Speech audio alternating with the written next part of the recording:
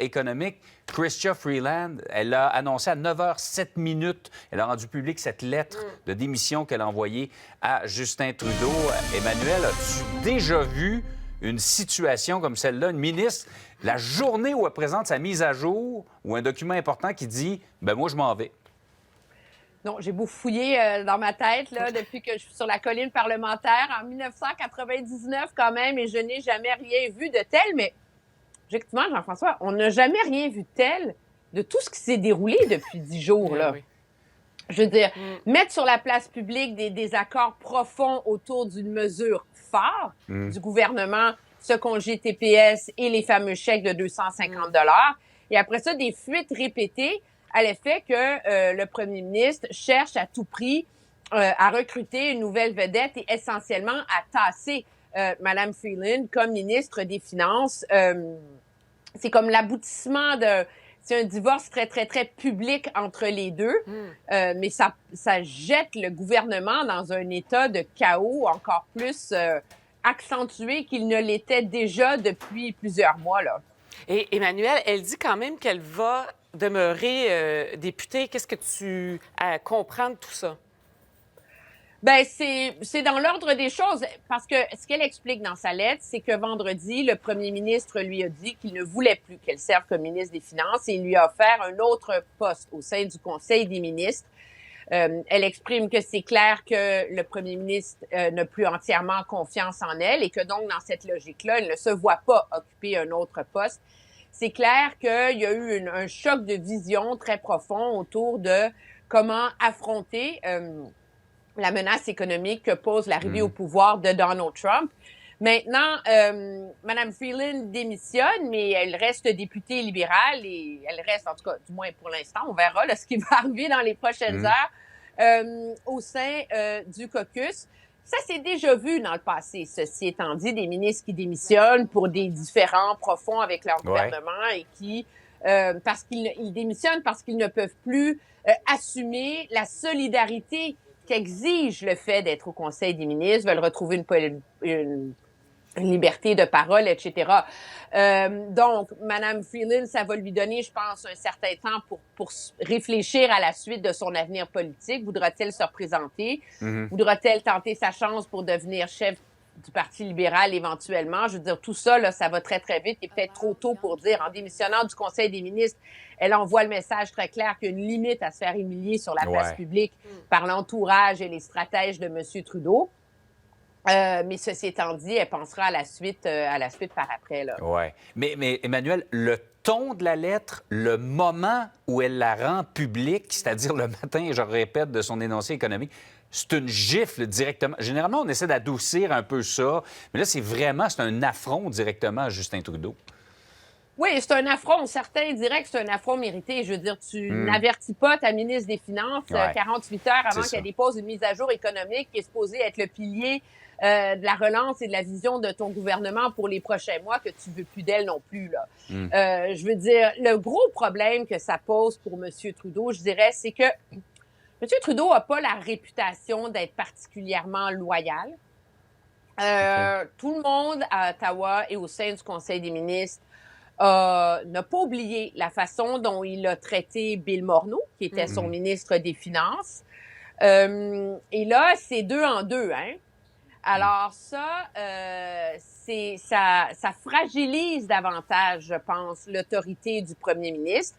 Faut pas oublier que M. Trudeau a un automne difficile, confronté à un caucus inquiet, agité, dont certains ont demandé son départ, etc. Il a réussi à acheter la paix en promettant qu'il y avait un plan, qu'il savait où il s'en allait.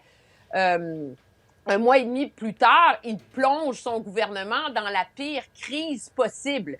Puis c'est pas Mme Freeland là, qui plonge le gouvernement dans la crise, c'est lui le premier ministre. Et je connais pas de ministre des Finances ou de politiciens qui se respectent, qui dans les circonstances actuelles n'auraient pas fait ce que fait Mme Freeland. Là. On s'entend là. Et donc tout ça va ébranler davantage, je pense, son leadership à lui et sa propre crédibilité au sein du reste de son Conseil des ministres, parce que pas comme si les autres ministres qui sont là, ils trouvent que c'est vraiment génial, là, toutes les décisions que prend le gouvernement, puis ah oui, il est bon, notre Justin, puis on continue, là. Je veux dire, ils sont tous loyaux, ils savent tous qu'ils sont au pouvoir parce que c'est lui qui les a menés à la victoire. Ils savent tous que c'est un privilège de servir au Conseil des ministres et que donc ça implique de ravaler sa gomme. Mais là, à partir du moment où tu réserves le traitement humiliant, dégradant politiquement à Chrystia Freeland, qui non seulement c'est la vice-première ministre, ministre des Finances, mais c'est surtout le bras droit le plus loyal qu'il ait eu. Elle a fait, sans rechigner, toujours tout ce qu'il a demandé. Alors, si c'est ainsi qu'elle est remerciée, sous prétexte qu'on a décidé soudainement qu'on vient de découvrir qu'elle n'était pas une extraordinaire communicatrice, imaginez les doutes que ça jette dans la tête des autres ministres, à qui on va demander de défendre l'indéfendable, parce que ça fait partie du boulot jusqu'à la prochaine élection, là. Oui. Comment Justin Trudeau peut continuer à être chef du Parti libéral, là? Je veux dire, ça fait quoi, 6-7 ministres qui partent, la façon dont ils sont partis également, surtout Mme Freeland, aujourd'hui, est-ce que ça va pas encore une fois faire renaître ce groupe de députés là, qui avait réclamé sa démission? Oui. Je veux dire, on est nombreux à se demander comment... Je pense qu'il y a deux enjeux. Monsieur Trudeau s'est placé lui-même et a placé son propre parti et son propre gouvernement dans la pire des positions imaginables. Pourquoi? Parce que il n'y a que lui et sa garde rapprochée qui pensent vraiment qu'il est le seul capable de battre Pierre Poilievre. Les autres veulent y croire parce qu'ils ont confiance en lui, puis tout le monde s'accroche à l'idée que c'est un campaigner extraordinaire. Mais il y avait objectivement l'automne là, pour démontrer qu'il était capable de reprendre le contrôle. Qu'est-ce qu'on a vu cet automne? On a vu un gouvernement qui n'est pas capable de reprendre le contrôle de la Chambre des communes. Ça fait 9 semaines, on s'en parlait un petit peu plus tôt, ça fait 9 semaines là, qu'il n'y a pas eu de débat, à peu près rien. Puis les conservateurs paralysent, puis ni le Bloc ni le LPD est prêt à aider le gouvernement. Alors, l'empereur est nu.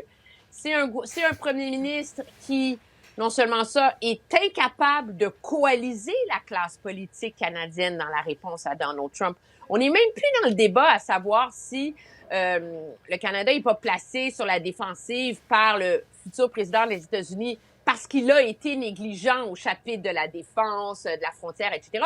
On a un premier ministre qui n'est pas capable de faire en sorte que les premiers ministres des provinces ne tirent pas chacun dans leur propre direction et ne finissent de ce fait même par affaiblir le Canada face aux États-Unis.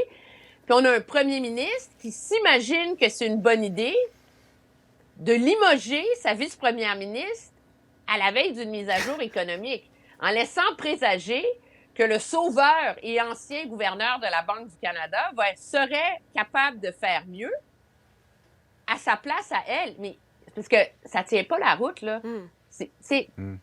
Chrystia Freeland, c'est pas le Grinch, là. Pas comme si elle a résisté à dépenser... non, mais tu sais, on jase. C'est pas comme si elle a résisté là, à creuser le déficit, à dépenser des milliards, etc. Là. Et là, quand elle et son équipe au ministère des Finances disent « Écoutez, il faut que ça arrête, là, les chèques, la TPS, là, ça tient plus la route. Est-ce que M. Trudeau s'imagine vraiment que quelqu'un comme Mark Carney, ministre des Finances, accepterait de dépenser sans compter et de dépenser et de dilapider des milliards pour envoyer des chèques et acheter des votes?